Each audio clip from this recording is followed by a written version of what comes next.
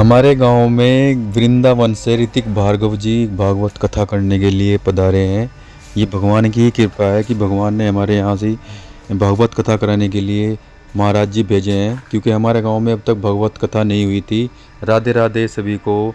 हमारे गांव में देख रहे हो आप कि जो ये पूरा पंडाल जो लगा हुआ है, ये भागवत कथा होने जा रही है हमारे गाँव में। आज प्रथम दिन है, तैयारियाँ चल रही हैं कलश यात्रा की।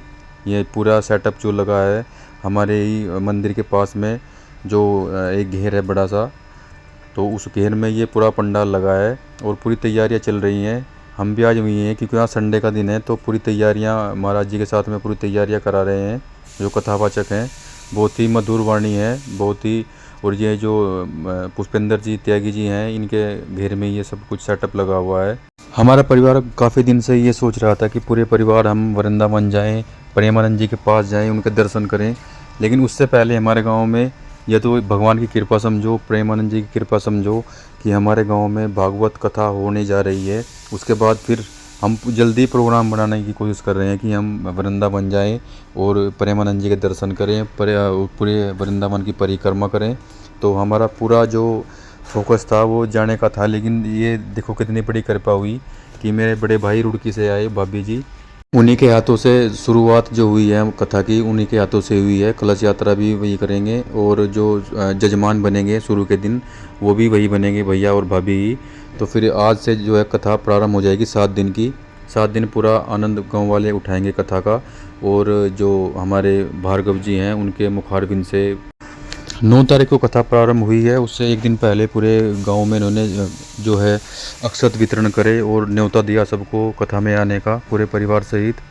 तो बहुत ही मेहनती लोग हैं जो आए हैं कथा करने के लिए। बहुत ही अच्छे लोग हैं, व्यवहार बहुत अच्छा है। कथा का जो पंडाल लगा है वो पुष्पेंद्र त्यागी जी के घेर में लगा है, और जो उनके रुकने की व्यवस्था है वो हमारे घेर में हुई थी। तो ये भी बड़ी सौभाग्य की बात है कि हमें उनकी सेवा करने का हमें सौभाग्य प्राप्त हुआ है। ये भी बहुत बड़ी बात है, भगवान ने हमें सौभाग्य दिया है। तो पूरा पंडाल भर गया था। लगभग शुरू का दिन था तो बहुत ज़्यादा तादाद में तो आए नहीं, लेकिन फिर भी लगभग 50-60 आदमी, औरतें कलश यात्रा के लिए सम्मिलित होने के लिए आ गई थी। उनके सबके कलश उन्होंने वहाँ रखवा लिए थे। और फिर थोड़ी देर में अभी जो है भ्रमण होगा, कलश यात्रा जो होगी यहाँ से, जहाँ पे बीच पंडाल लगा हुआ है, यहाँ से भूमिया खेड़े तक का सफ़र होगा। फिर वहाँ से मंदिर में आएंगे। तो अभी तैयारियाँ पूरी चलने की हो गई हैं। बड़े भाई के सर पे भगवत गीता जी विराजमान होगी और वो चल दिए हैं भैया और भाभी। कलश भाभी के सर पर है और भगवत गीता जी भैया के, और सभी औरतों के सिर पे कलश रखे हुए हैं। उसमें उन्होंने नारियल रखा हुआ है और सभी बच्चे औरतें बहुत ही उत्साहित हैं। बहुत ही मन लग रहा है। अभी तक जो भी कार्य हुआ है उसमें सभी सम्मिलित हो गए हैं और इतना अच्छा लग रहा है सभी को। सभी ने पीले वस्त्र पहने हुए हैं, किसी ने लाल वस्त्र पहने हुए हैं। तो बहुत ही मतलब लोगों को इतना अच्छा लग रहा है कि भाई हमारे गांव में भगवत गीता का जो पाठ है वो होगा। 7 दिन तक कथा चलेगी, मन लगेगा। ये हमारे पंडित जी हैं, मेन पंडित जी जो कथा सुनाएंगे, भार्गव जी। और इनके साथ में और भी साउंड वाले हैं, और इनके जो 3-4 पंडित जी और हैं। तो मतलब सभी बहुत ही अच्छे हैं। सबसे हमारी बात हुई है, हमने सबसे रात में बात करी सबसे बैठ के। तो बहुत ही अच्छा व्यवहार है और बहुत ही मुख से मतलब बोलते हैं तो ऐसे लगता है जैसे कि फूलों की वर्षा हो रही हो। बहुत ही अच्छा महसूस हो रहा है। मम्मी, ताई जी, हमारी मौसी जी और गांव के सभी जो औरतें हैं, लगभग सभी तो आई नहीं, लेकिन बहुत फिर भी 50-60 औरतें हैं जो यात्रा में सम्मिलित हो गई। अभी हम भूमिया खेड़े पर पहुंच गए हैं, क्योंकि पंडित जी बोल रहे थे कि देखो भूमिया खेड़ा सबसे मेन होता है, गांव का मालिक होता है भूमिया खेड़ा, तो उन्हें प्रसन्न रखना बहुत ही ज़रूरी है। अब यहाँ पे थोड़ा कीचड़ हो रखा है क्योंकि यहाँ पे बोरिंग हुआ है पानी का। यहाँ पे बोरिंग पानी की कोई व्यवस्था नहीं थी, तो हमारे गांव के प्रधान जी ने यहाँ पे बोरिंग करवाया है। तो अभी थोड़ा सा कीचड़ हो रखा है, साफ़ सफाई कम हो रखी है। तो ये थोड़ा सा यहाँ पे आज दिक्कत थी, लेकिन कोई नहीं। सबके कलश भूमिया खेड़े के सामने रखवा दिए हैं महाराज जी ने। वो सबको अक्षत हाथ में दे दिया है और पूजा पाठ करवाएंगे। फिर यहाँ से हम मंदिर के लिए रवाना होंगे। वापस वहीं पे जाना पड़ेगा, वहीं पे मंदिर है पास में ही। जैसे पूरे गांव ने मिलकर मंदिर का पूरी जो वहाँ का स्ट्रक्चर था थोड़ा ख़राब हो गया था, पूरे गांव ने मिलकर सहयोग करके मंदिर को इतना अच्छा देखो बनाया, और अभी कितना खूबसूरत लग रहा है।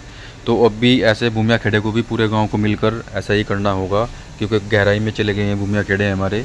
तो वो लगभग 3-4 फुट ऊपर उठेंगे, फिर उनकी बाउंड्री बनेगी, फिर जाकर हमारे भूमिया खेड़े की जो है सही स्थान, बिल्कुल सही स्थान मिलेगा। तो जो हमारे कथा करने वाले पंडित जी हैं भार्गव जी, ये पुष्पेंद्र जी के पास आए थे। मैं तो ड्यूटी पे था उस दिन। तो इस दोपहर में पुष्पेंद्र जी के पास आए थे कि कथा आपके गांव में हमें भागवत कथा करनी है, और जहाँ पे भगवत कथा नहीं हुई हम वहाँ पे ज़्यादा जोर दे रहे हैं कि हमें वहाँ पे भागवत जी को स्थापित करना है और वहाँ पे कथा सुनानी है। पुष्पेंद्र जी ने फिर कहा कि मैं सलाह करूँगा, यानी कि मेरी सलाह बोले थे वो कि मैं रुचिन की सलाह लूँगा और मैं आपको शाम को बता दूँगा। फिर जाकर मैं मिला पुष्पेंद्र जी से, तो मैंने कहा कि कोई नहीं, सब ठीक हो जाएगा, और अब उनको हाँ कर दो कि कथा हम करवाएंगे अपने गांव में भागवत जी, और आपका घेर काफ़ी बड़ा है पुष्पेंद्र जी, तो आपके घेर में ही करवा देंगे, कोई दिक्कत नहीं है। तो हमने उनको शाम को ही हाँ कर दी थी 7 तारीख में कि भाई आप अपने पूरे स्टाफ के साथ में आ जाओ, आपका स्वागत है, और हमें जो भी हम पर सेवा होगी वो सेवा करेंगे, और हम अपने गांव में भगवत जी कथा ज़रूर करवाएंगे। तो ये हमारा प्रोग्राम हुआ था।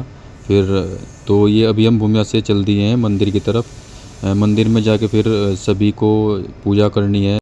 पंडित जी बोल रहे थे कि भगवान की ऐसी कृपा रही तो हम आपको जब यहाँ से जाएंगे तो आपको ये महसूस होगा कि अगले साल हमारे यहाँ भगवत कथा कब होगी। तो भगवान की कृपा रही तो बहुत ही अच्छा काम होगा, और बहुत ही बढ़िया भागवत जी हम कथा सुनाएंगे। तो मंदिर में भी हम प्रवेश कर चुके हैं। मंदिर हमारा बहुत ही खूबसूरत बन गया है। अभी जो भी और पेंट करवाया हमें, कॉम्बिनेशन पीले रंग का और भगवा कलर है, बहुत ही बढ़िया लग रहा है। देखो हमारे शिव जी बैठे हुए हैं अंदर, दिखाऊंगे हम आपको। ये हमारा अंदर जो गर्भगृह है हमारे मंदिर का, ये पिंडी बहुत पुरानी है, लगभग 200 साल से पुरानी ये पिंडी है शिव जी की हमारे गांव में। मंदिर काफ़ी पुराना है, 200 साल से ऊपर हो गए हैं, क्योंकि जो हमारे बाबा जी थे वो बोलते थे कि भाई हमारे भी याद नहीं है कि ये मंदिर कब बना था। तो यानी हमने उस हिसाब से जो हिसाब लगाया है कि 200 साल से पुराना ये मंदिर लगभग हो गया है, और बहुत ही खूबसूरत मंदिर बनाया गया है।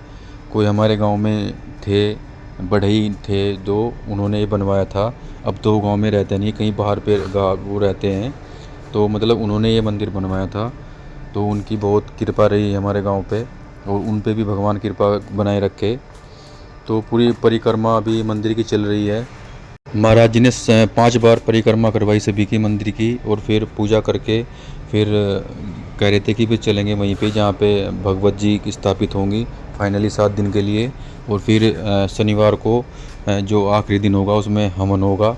हवन के लिए उन्होंने पूरी 100 केजी मतलब 100 किलो समिधा बोली है कि 100 किलो समिधा लगेगी, 1 कुंटल, और उसमें सामग्री भी बहुत लगेगी, और 125 ईंट बोली है उन्होंने जिनके हवन कुंड बनेगा। तो लास्ट में ये भी हमें इंतज़ाम करना है। अभी सभी पंडाल में आ गए हैं, वो भगवत जी को स्थापित कर दिया है उनके स्थान पर 7 दिन के लिए।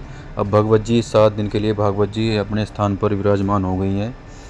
सबको बैठने के लिए बोल दिया है पंडित जी ने कि बैठ जाओ, और अब वो थोड़ा सा अभी जो उपदेश करेंगे, और उसके बाद फिर खाना खाने के बाद फिर 1:30 बजे के आसपास, वैसे तो टाइम 1 बजे का है लेकिन आज थोड़ा सा लेट हो जाएंगे, शुरू का दिन था, परिक्रमा हुई है, तो आज 1:30 बजे के आसपास कथा शुरू होगी, ये पंडित जी ने हमें बोला है अभी।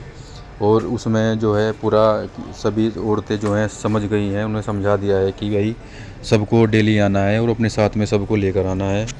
हम सब भी पंडालों पर बैठ गए थे, और सभी परिवार सहित भाभी भी, मम्मी भी, मैं भी, और गणेश भी, और क्योंकि रुड़की से भैया और भाभी आए थे, बच्चे नहीं आए थे, तो वो शनिवार में आएंगे फिर जब लास्ट का दिन होगा, हवन होगा। तो आज सभी जो आए थे सबको महाराज जी समझा रहे हैं, प्रसाद दे रहे हैं, और बता रहे हैं कि भगवत जी इतनी अच्छी आपको यहाँ से कथा होगी, आपको सबको आना है, और जितनी भी ज़्यादा तादाद में आएंगे सुनेंगे तो उतना ही अच्छा होगा। अभी दोपहर का भोजन हमारी साइड में ही था। पुष्पेंद्र जी के यहाँ शाम का भोजन होता है, हमारे यहाँ दोपहर का भोजन होता है पंडित जी का सभी का, क्योंकि 5-6-7 बंदे हैं, तो उनका सबका भोजन तैयार है। अभी बुलाने के लिए बस उन्होंने सब खाने का भोग लगाया गाय के लिए, सब में से थोड़ा थोड़ा भोजन निकाल के, उसके बाद उन्होंने भोजन अपने आप ग्रहण किया।